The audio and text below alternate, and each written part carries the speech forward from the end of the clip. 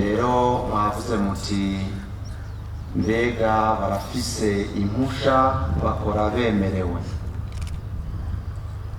Nivyo murazi yuko dufise ikigo kiraba ubuziranenge gisanzwe cemerera ibihingurwa byose, ndetse bamaze gusuzuma neza yuko atabunenge biba bifise.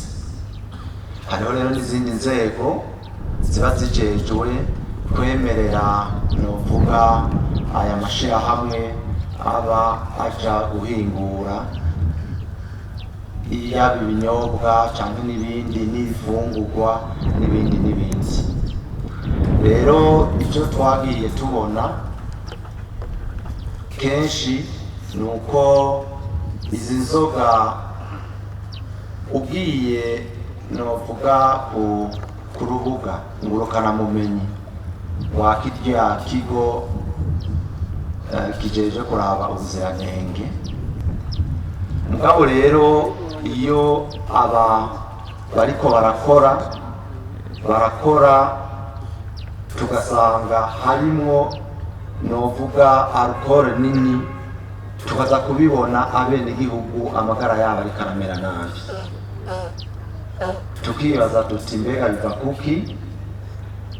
Rero icyo dukora muri leta ni uko iki kigo ndetse n'abenegihugu ndetse n'abatware babandanya baraba koko cyane cyane mu kigo ko izo nzoga zikorwa ziri ku rubuga zikwije ibyangombwa nk'uko zemerewe. Ikibazo rimwe na rimwe dukunda kugira ni uko dusanga abo bakozi bidakunda ko baba hose, cyangwa ugasanga abakoze izo nzoga ugasanga bahinduye umwambiro, niko nobivuga, mu mwanya muto ugasanga izo nzoga siko uko zatunganijwe si wo mwambiro zifise, bikaca rero bitera ikibazo. Kugira ngo turiko turiyumvira duti izi nzoga ziba zikaze cyane zishobore koko gutekerwa mu macupa manini kandi arya amacupa y'ibitaje, ntabe muri burya bumeze nk'ubushashi.